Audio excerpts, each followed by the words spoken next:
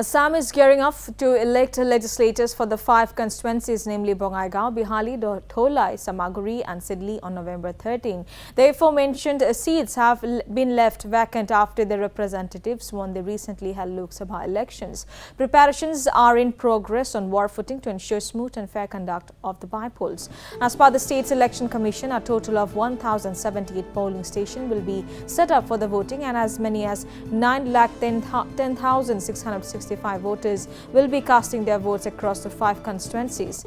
Amid the hectic preparations for the polls, our colleague 𝗕𝗲𝗵𝗀𝗺 caught up with the Chief Electoral Officer of Assam, 𝗕𝗸𝗵𝗺, provided insights into the arrangements and overall preparations.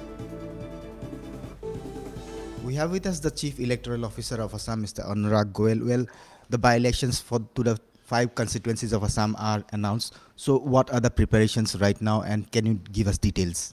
The elections are going to be held on 13th, and the timing of the elections is going to be 7 a.m. to 5 p.m. The model code of conduct has already come into force in the entire 5 districts of Assam, and it has been strictly implemented. We have already started the flying squad teams, the static surveillance teams and the video surveillance teams as per requirement and as per guidelines of the commission. The anti-defacement teams are already on the job and working. The electoral list has been finalized and will be further finalized up to the last date of nominations, that is on 25th October.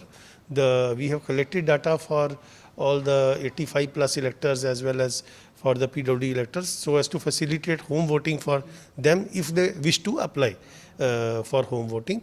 And for service voters also, the electronically transmitted postal ballot management system has been activated. For the voting machines also, we are well prepared. We have already, after 𝗕𝗏𝗃, made ready 200% voting machines with vis-a-vis the number of polling stations in each constituency. The first randomization is taking place tomorrow in the presence of the representatives of recognized political parties in each district with videography. The second randomization will take place on around 1st in the presence of the contesting candidates, because by that time contesting candidates will be finalized, where the polling stations will be allocated, and the commissioning of machines is likely to take place on 4th and 5th November, and then we will be fully ready for poll. Office of DGP is in touch with 𝗕𝗏𝗃 regarding the force, whatever is required. And we have also already moved with the central GST, state GST, income tax, state excise, ED and NCB regarding their personnel in these districts to be immediately mobilized to be a part of the FSTs and SSTs, so that the expenditure monitoring can be effectively done. CEO 𝗕𝗏𝗺 also spoke on the preparations for polling stations that can be sensitive. Whether there are any sensitive polling stations? That sensitivity is being worked out by the DOs, and the sensitivity is one data that which we are not required to divulge. How are you ensuring that free and fair polls will be held? Yes, everywhere. In fact, we are making sure that webcasting is done in at least 55% of the polling stations. Commission says 50%.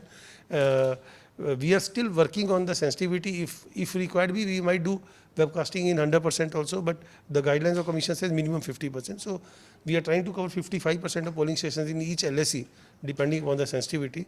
There will be GPS on each vehicle used by polling staff for elections, so that the vehicle is easily tracked on which route it is going and how it is coming back. And definitely there is going to be deployment of micro observers from central government employees, and in each LSE there will be 3 observers who will be coming, 1 expenditure, 1 police and 1 Jan observer. So elections are going to be free and fair, and we are monitoring the situation, and we have already directed the officers to act totally impartially as they had acted during the parliament elections. But the CEO also addressed concerns over the electronic voting machines. I am in the election department for almost 1 year now, and whatever I have gone through, EVMs are tamper-proof. You cannot tamper the EVMs. Many times I think Election Commission has given this thing to IITs and other institutions, please come and show us. Nobody has been able to show.